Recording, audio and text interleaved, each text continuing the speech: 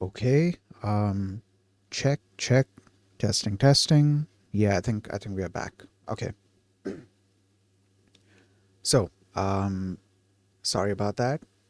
It's I don't know, it's kind of weird. My system froze for a little bit and then my internet was also misbehaving. So I kind of restarted the connection and yeah, in the meantime the stream's disconnect protection ran out. Oh shit. We are in the reds again.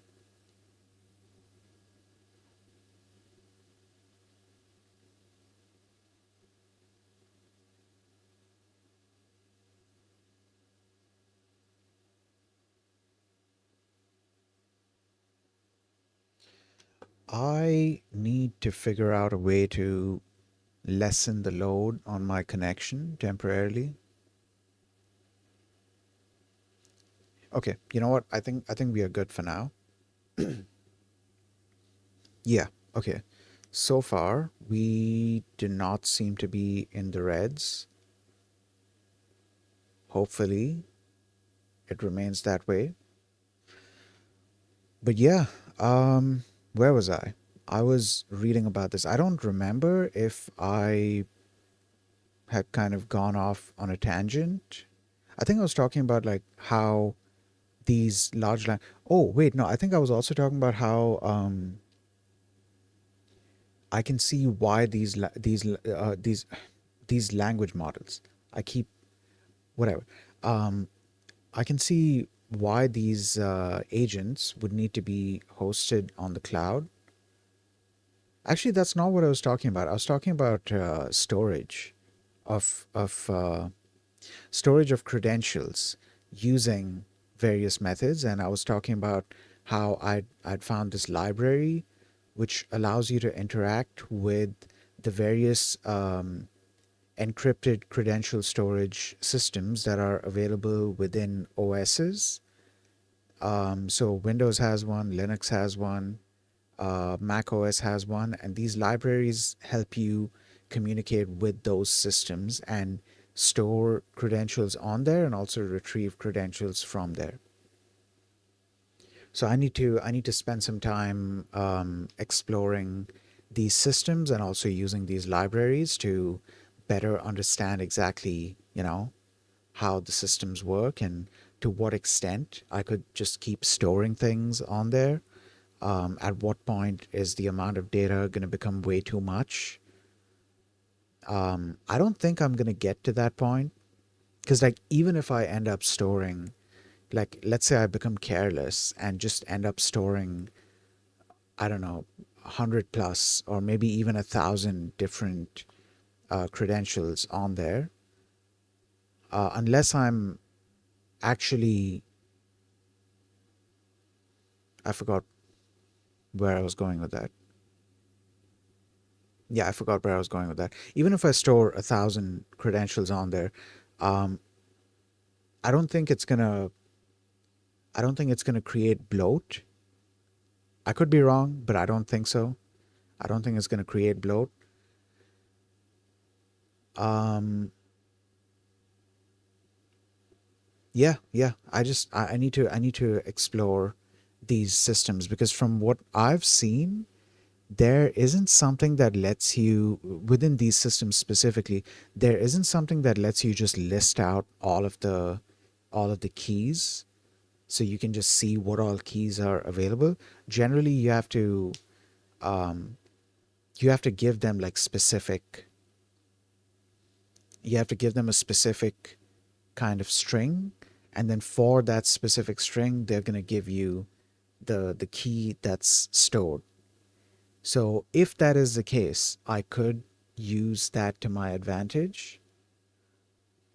I do need to see like how we are meant to go about using these systems. What's the proper workflow and what's a good secure way to do it? What's considered good practice when it comes to using these systems.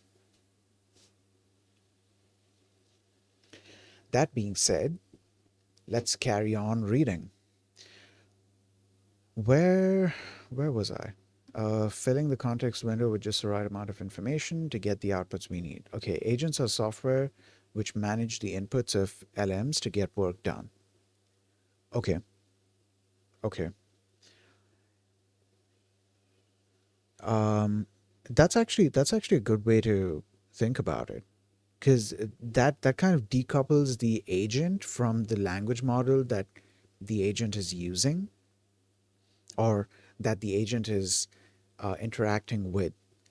So the agent itself is responsible for taking input and giving output, but like the agent's output is going to be, it's going to give you an, it's going to give the model an input and get the output from that model, and then probably the agent itself is going to then pass on that output to the next agent, so the next agent can then do its own thing with, like, various.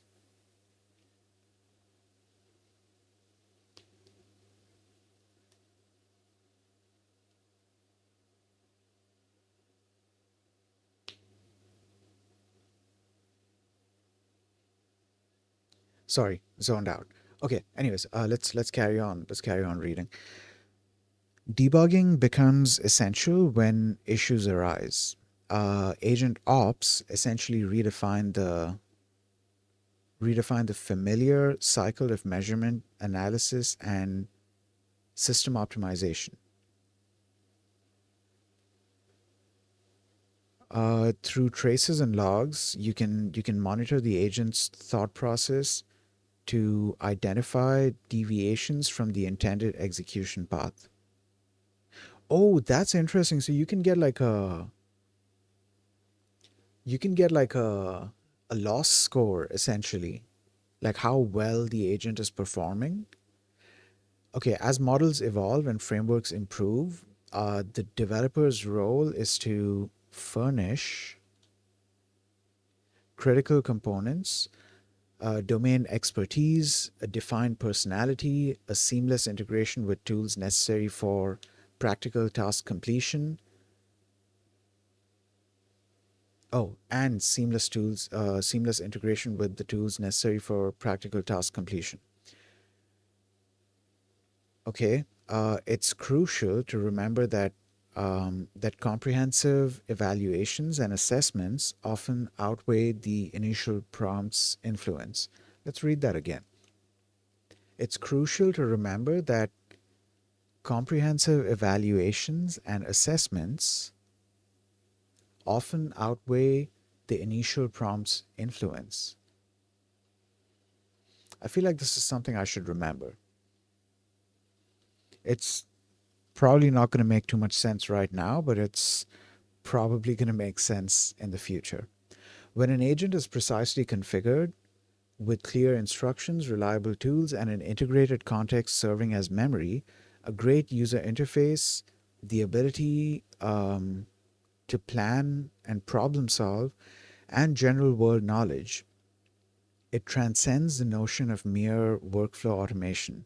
It begins to function as a collaborative entity, a highly efficient, uniquely adaptable, and remarkably capable new member of your team. In essence, an agent is a system dedicated to the art of context window curation. It is a relentless loop of assembling context, prompting the model, observing the result, and then reassembling the context for the next step. The context may include system instructions, it just occurred to me that maybe they're using the same, though. Okay, that might depend on the situation. I was just about to say that it it just occurred to me that maybe all the agents are using the exact same model, but just at different steps, at different times. But then I also realized that not all tasks are the same. Not all tasks require the exact same models. So sometimes a certain task might require a model that can look at, I don't know, a vision language model, something that can look at images or videos, and then you can have conversations with it about that about that kind of input. But then you take the output from that model and then you feed it into another language model, which is a large language model, or any kind of language model that doesn't necessarily take in video and audio input, but like there you're accomplishing something else. Okay. Um, the context may include system instructions, user input, session history, long term memories, grounding knowledge from authoritative sources, what tools could be used, and the results of tools already invoked.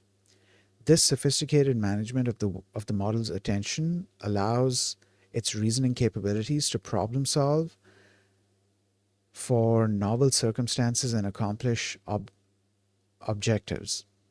Okay, the agentic problem solving process. We have defined an AI agent as a complete goal oriented application that integrates a reasoning model, actionable tools, and a governing orchestration layer. A short version is LMs in a loop with tools to accomplish an objective. True, true. That's true. But then, if we go by that definition, what I was talking about earlier, where we kind of decouple the agent from the tool that it's using, that kind of that doesn't really work. Though, I mean, this is like a simplified way to look at it. I guess once we explore it more, then I'll find out if, you know, the agent and the tool are actually decoupled or if they are meant to be together. Because it's also possible that you fire up agents and each of those agents has their tools, and the tools are considered part of the agent itself, right? So then one agent takes input, processes it using the tool, and then gives output to another agent as input, who then repeats that process.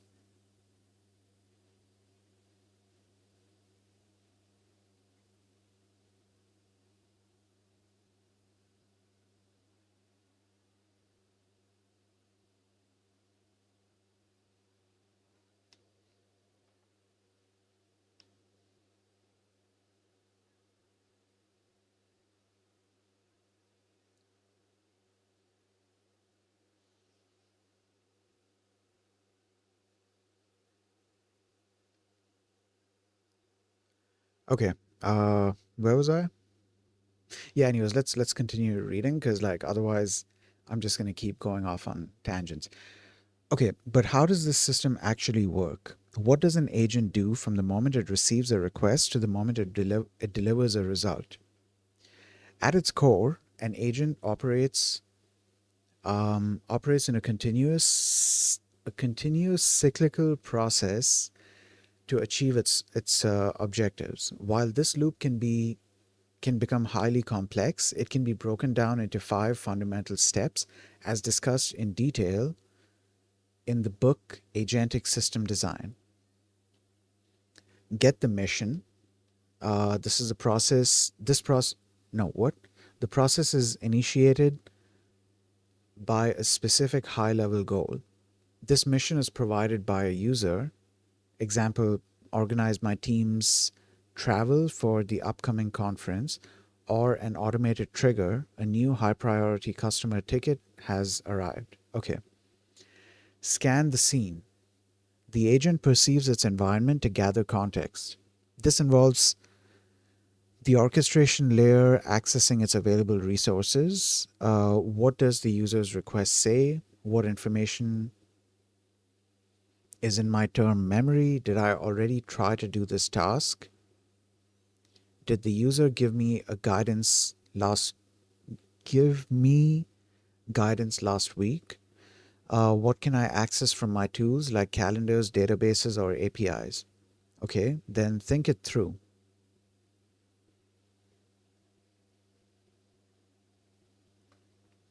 Give me a second.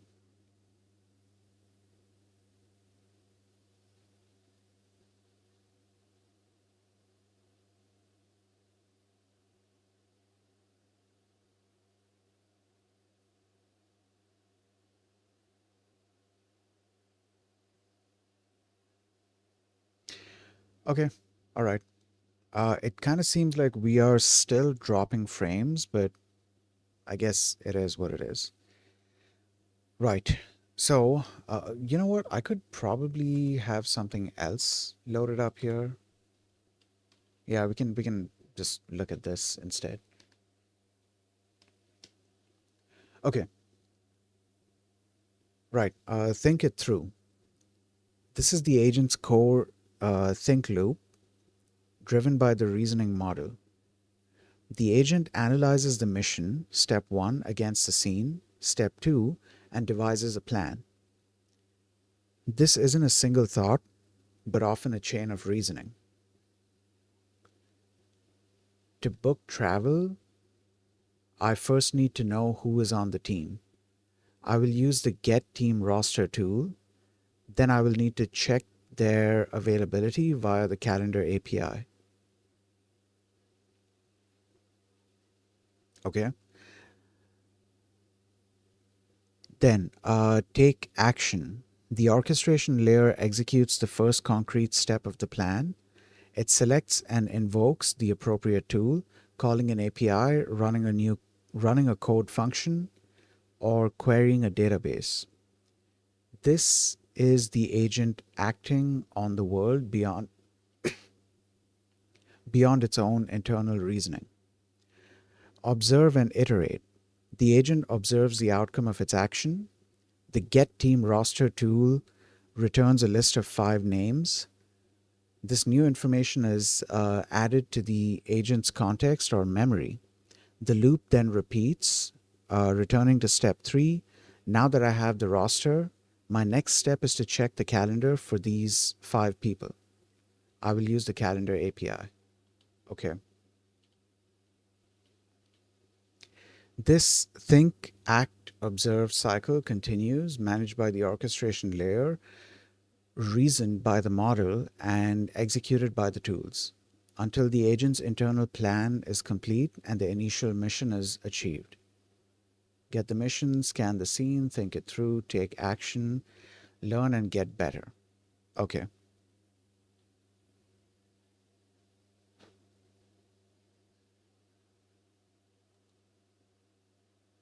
give me a second here. Let me just.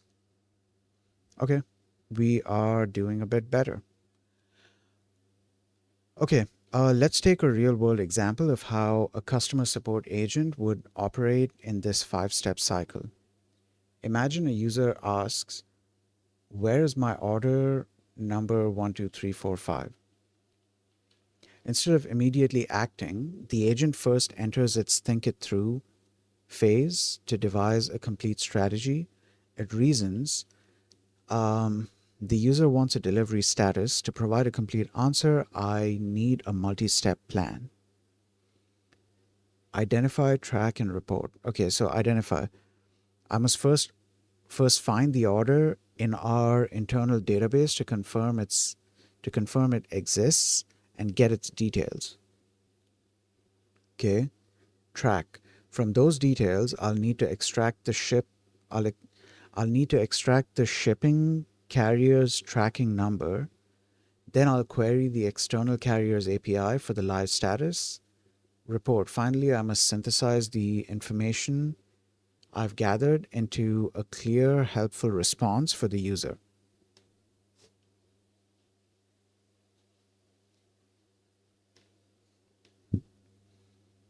Okay, with this multi-step plan in mind, the agent begins execution. In its first act phase, it executes step 1 of its plan, calling the find order tool. Okay, so this is all one agent, but it's going through different phases. Did they mention this at some point? So okay, this is for one, right?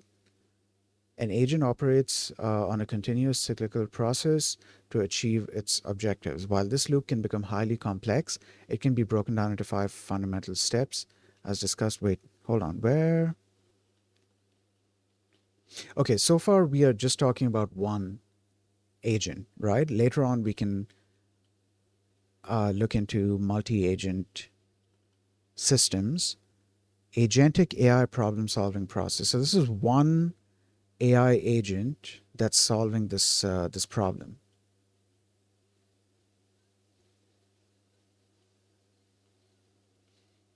Okay, all right. Um, where was I?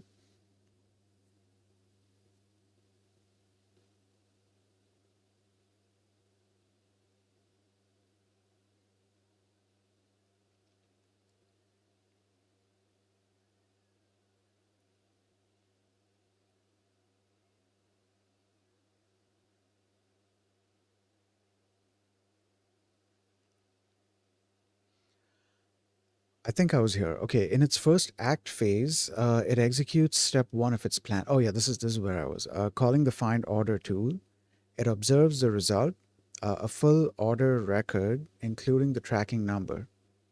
Okay, the agent's orchestration layer recognizes that the first part of its plan is complete and immediately proceeds to the second. Orchestration layer. Hold on. I need to go back here. Wait, so we get the mission, scan the scene, thing. Though, okay, I should probably also keep in mind that these aren't like concrete rules. We could probably move things around, but like these are probably considered like best practices, or this is the most optimized loop that they've developed.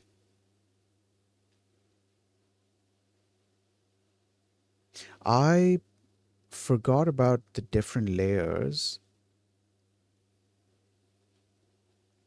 The orchestration layer. This is a governing process that manages the agent's operational loop. It handles planning, memory, and reasoning, strategy execution. Handles planning, memory. So if there are multiple things to do, it's gonna it's gonna be like, okay, this needs to be done, so we call that tool. So we use those quote unquote hands. And then we do that, and then we get the result back. And then we use the next hands, quote unquote, and then get the result back, and then use the next hands and get the result back. So I think the final output is then being given by um,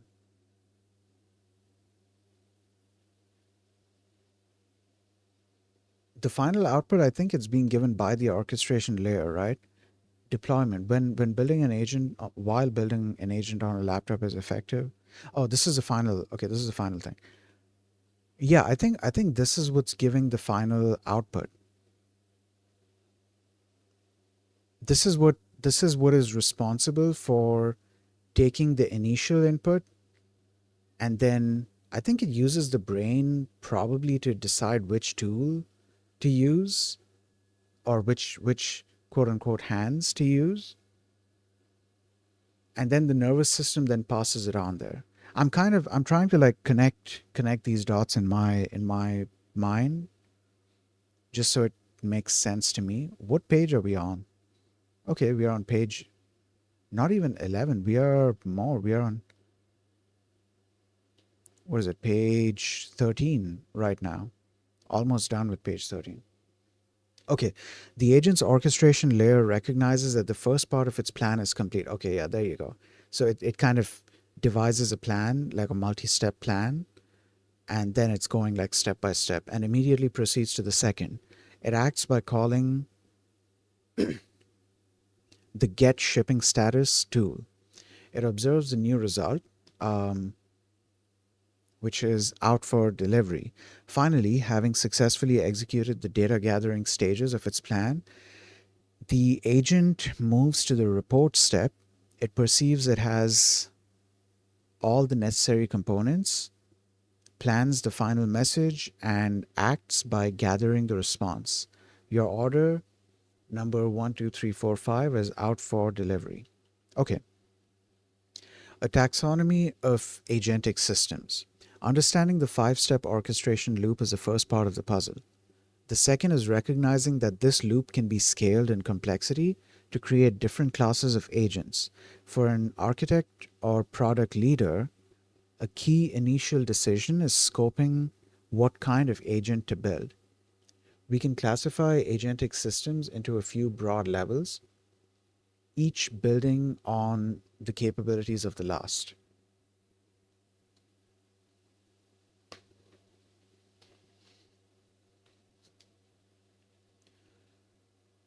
Okay, level 4, solving agents. Wait, so level 4 is the top. Self-evolving, not solving. Self-evolving agents. Wait, we can classify agentic systems into a few broad levels, each building on the capabilities of the last. So level 0 is the core reasoning system. Level 1 is a connected problem solver. Level 2 is a strategic problem solver. Level 3, the rise of collaborative multi-agent systems. And then level 4 is self-evolving agents. Okay, right. Level 0, the core reasoning system. Before we can have an agent, we must create we must start with the brain in its most basic form. The reasoning engine itself. Dude, I'm just realizing this now. Um I think if I watched the video,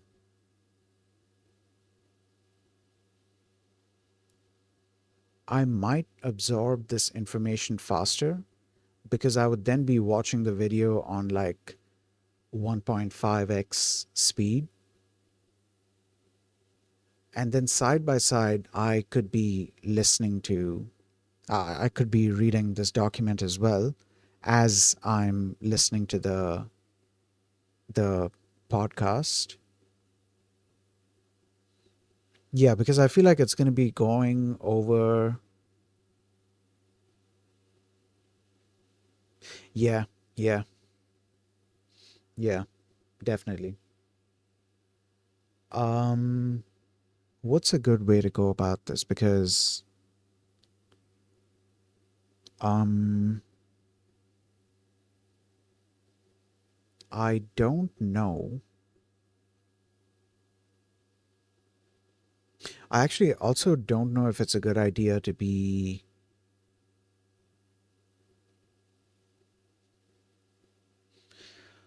Hold on. Um, give me a second here.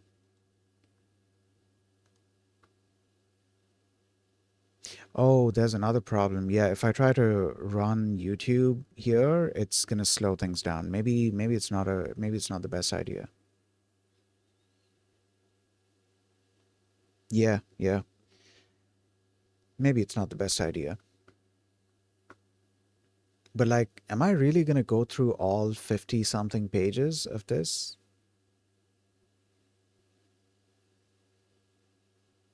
Am I supposed to be going through all 50 something pages all at once? No, there has to be because like there's a whole lot of theory here. What comes next? Complete these code labs on Kaggle. Okay. To complement the podcast, read so and so. Okay, listen to this for this unit. And then to complement it, read so and so. All right.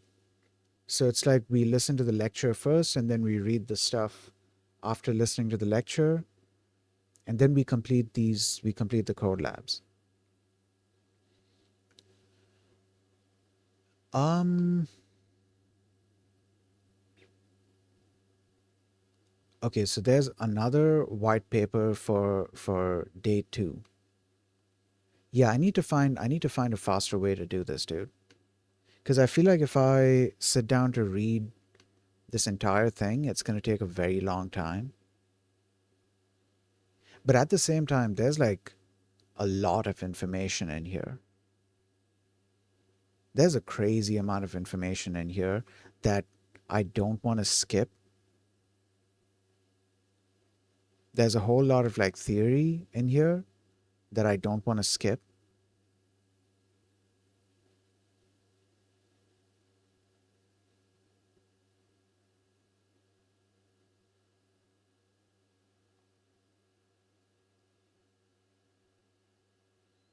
Yeah, I don't know. I'm not sure. I'm not sure how to go about this.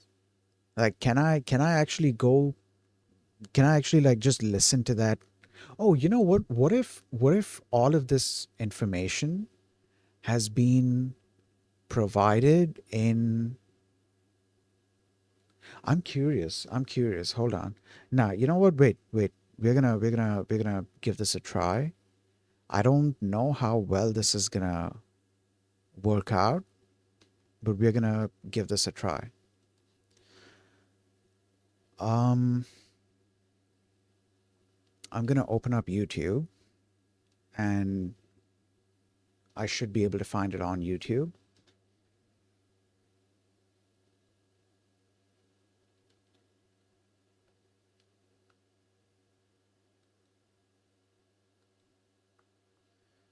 I should probably also connect something into my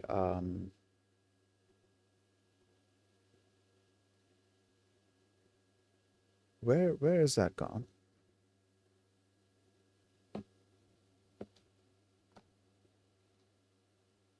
Uh oh, here it is. Okay. I forgot I had kept it here. Right. So,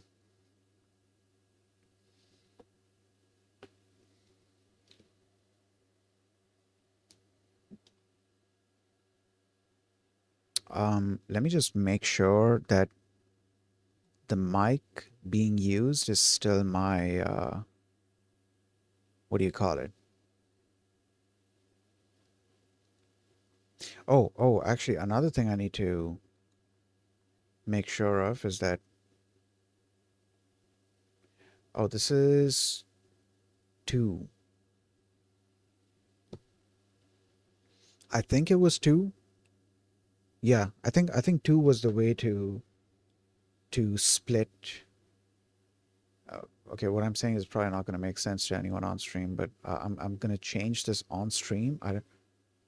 I don't know if changing this on stream is going to like screw something up.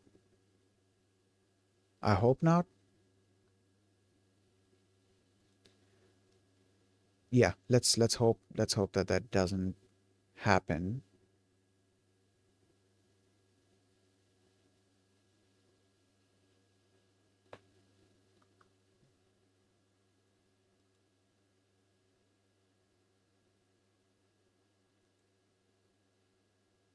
Oh, wait a minute, dude. Are we going to start dropping frames again? Hopefully not. Okay. Kaggle, AI agent, day 1.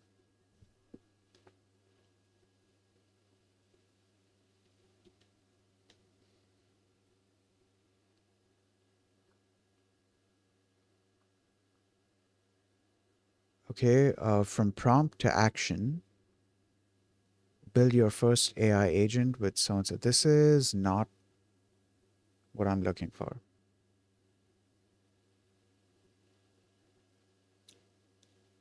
Okay. Uh, the results that I'm seeing are anything but Kaggle. That's crazy.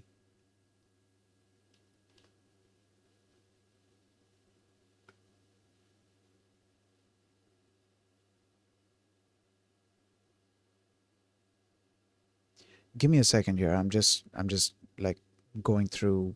I'm just trying to get the search results because I know Kaggle does have a YouTube channel, and on that channel they do have, a bunch of these videos. Because I'd seen the same thing when, I mean, we had looked at the Kaggle channel back when they were doing the 5-day Gen AI course, and there they had all of these podcast videos.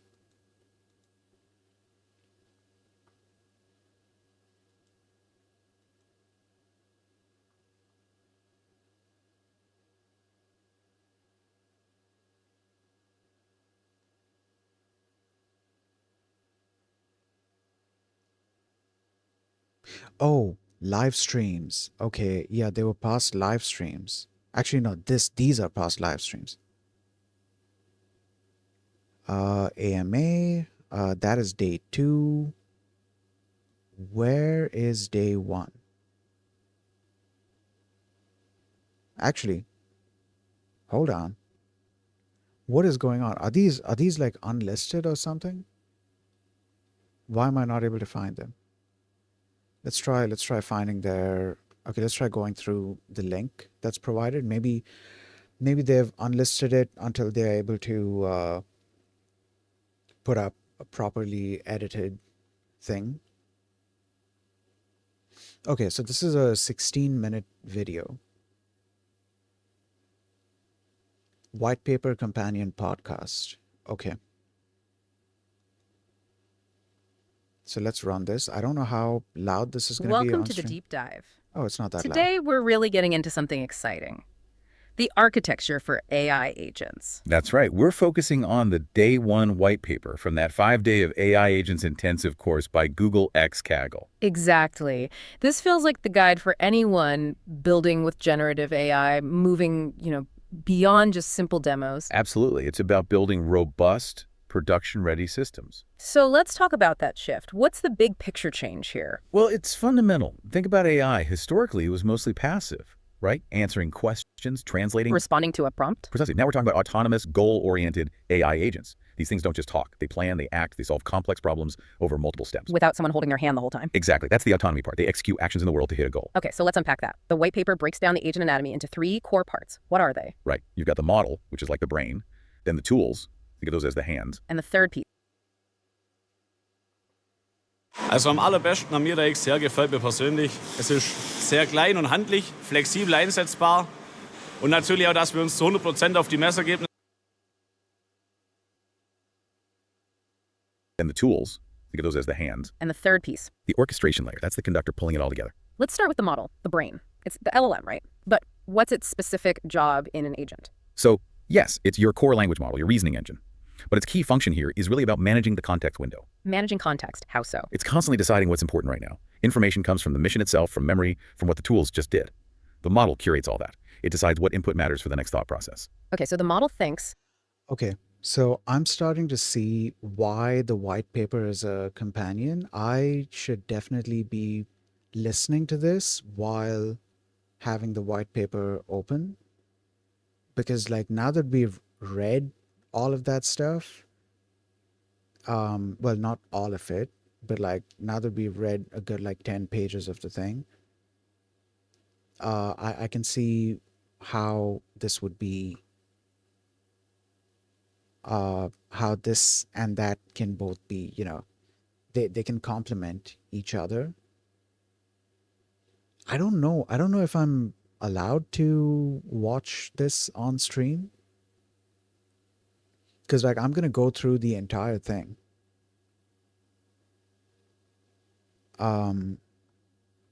Yeah, I don't know. Maybe I could do the code lab on stream. I mean, no. I mean, I don't think it's gonna be a problem. Besides, I'm watching the thing in like 1.5x speed. But it needs the tools to actually do anything. That's it. The tools are the connection to the outside world, or even internal systems. They could be APIs, specific code functions, ways to access databases, vector stores. So the agent can like look up customer data or check inventory. Exactly. And crucially, the model reasons about which tool is needed for the current step in its plan.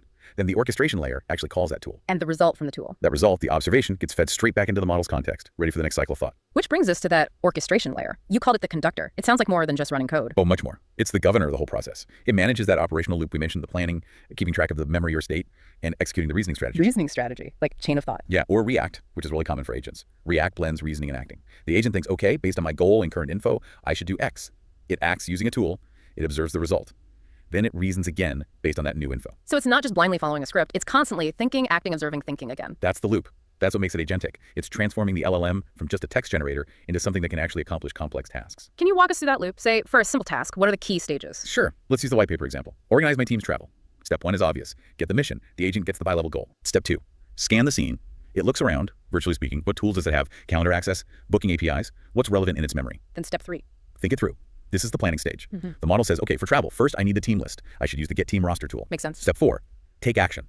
The orchestration layer actually calls that Get Team Roster tool. And finally, Step 5, observe and iterate. The tool runs, maybe returns a list of names. That list, the observation, gets added to the agent's context, its working memory, and bam, it loops right back to step 3, thinking, okay, I have the roster, what's next? Check availability. and that cycle just repeats. Until the overall mission, organizing the travel, is complete. It's the same process for handling something like a customer support query, where's my order? The agent needs to plan, find order, get tracking, query carrier, report back. Each step involves that think, act, observe cycle. Got it. That loop is fundamental. Now, the white paper also talks about a taxonomy, different levels of agent capability. Why is that important? Yeah, this is crucial for actually designing and scoping your agent. You need to decide how complex it needs to be. Level 0 is the baseline. What's level 0? That's just the language model on its own. No tools. It only knows what it was trained on. It can tell you about history, maybe explain a concept. But it can't tell me the score of last night's game. Exactly. It's cut off from the present. So level 1 is the first real step up, the connected problem solver. This is where the tools come in. Right. You connect the reasoning engine to tools. Now it has those hands. It can use a search API, check a database. It can answer the score question because it can look it up. It has real-time awareness. Okay, so level 1 connects to the world. What's level 2? Level 2 is the strategic problem solver. Now we're moving beyond single, simple tasks to more complex, multi-part goals. The key skill here is something called context engineering. Context engineering. Yeah, it means the agent gets smart about crafting the input for each step. Take the example. Find a good coffee shop halfway between 2 addresses. Okay, that's definitely multi-step. Right. A level 2 agent would first use, say, a maps tool to calculate the actual halfway point coordinates. Then it takes that specific result, the coordinates, or maybe the neighborhood name, and uses it to craft a very focused query for another tool, like a place search API.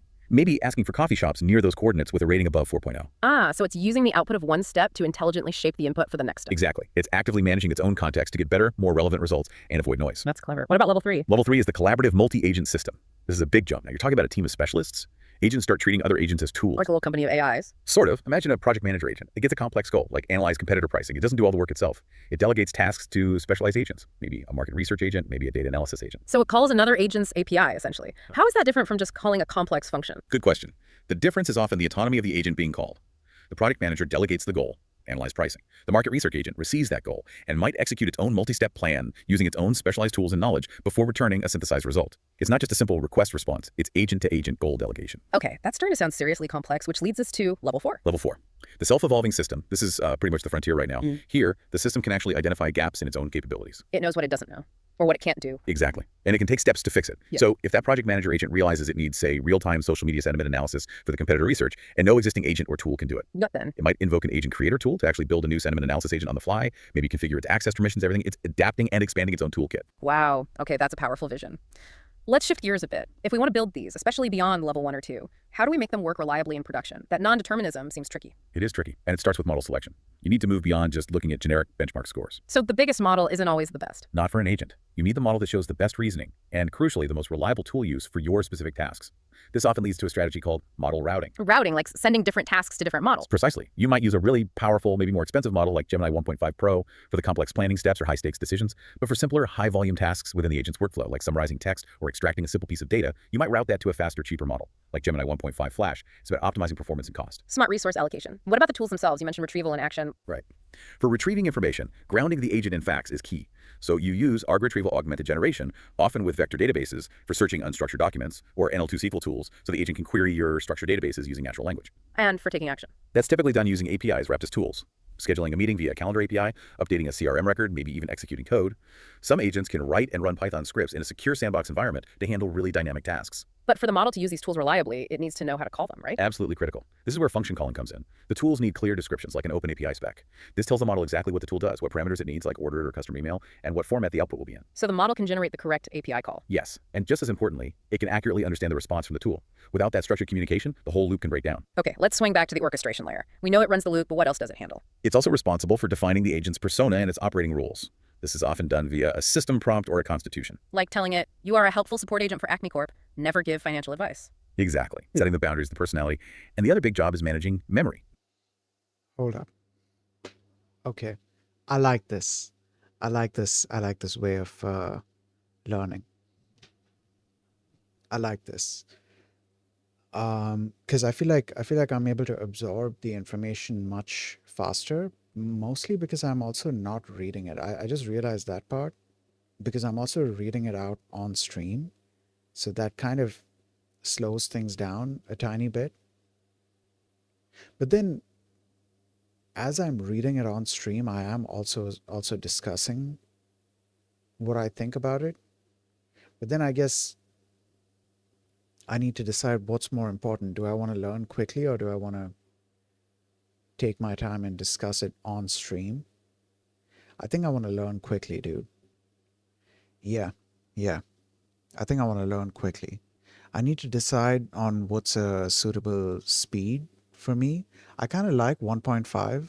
It's kind of breezing through the entire thing. Maybe I could take it down to 1.25, but I don't think I need to. Yeah, because I'm absorbing all the information, and it's not like I need to remember any of this information. Like, I mean, I need to understand it. It's not like I need to memorize all of this. I need to understand it, and I'm kind of understanding it already. Later on in the code labs, we're going to be actually practicing all of this. So eventually, I'm going to be learn. I'm going to be like doing it. Like I'm going to see what it's like in practice. So I don't need to like memorize anything. I just need to understand what I'm learning here. Should I continue this? Hold on. Memory. Yeah, you typically distinguish between short-term memory and long-term memory. Short-term is like the agent's scratch pad for the current task.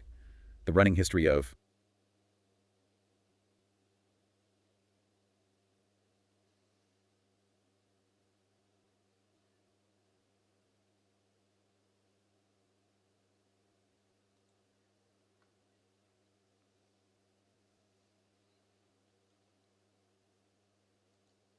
Yeah. Okay. You know what? the running history of action observation pairs in the current loop. And long-term. Long-term memory persists across sessions. It's how the agent remembers preferences, past interactions, or knowledge it gained previously. Architecturally, this is often implemented as just another tool, usually a RAG system, talking to a vector database where memories are stored and retrieved. Okay, so we have the model, tools, orchestration, memory. But these things are still unpredictable sometimes. How do you handle testing and debugging what the white paper calls agent ops? Yeah, this is a huge shift from traditional software testing. You can't just assert output, expected output, because the output might be perfectly valid even if it's phrased slightly differently each time. So what do you do instead? You evaluate quality. A common technique is using an LM as judge. You use another powerful language model, give it a detailed rubric, and have it assess the agent's output. You use an AI to check the AI? Essentially, yes. Does the response meet the requirements? Is it factually grounded? Did it follow the... Okay. Okay. You know what? Wait. I need to. Yeah. I'm gonna finish this, and maybe I'll restart it. I'm not sure. I don't know. I'll see. Maybe I'll restart it, or maybe I'll restart it and slow it down, or I'll just go at this speed. I haven't decided yet because I kind of like the speed. I'm able to just go through this entire video in like no time. But if it's only like 15 minutes, I don't really mind. Yeah, I don't mind taking the time to listen to it, even if it's at like 1.25 speed. And then I'll have this thing open side by side and just keep reading all of the information. Yeah. So here's what I'm going to do. Give me a second here.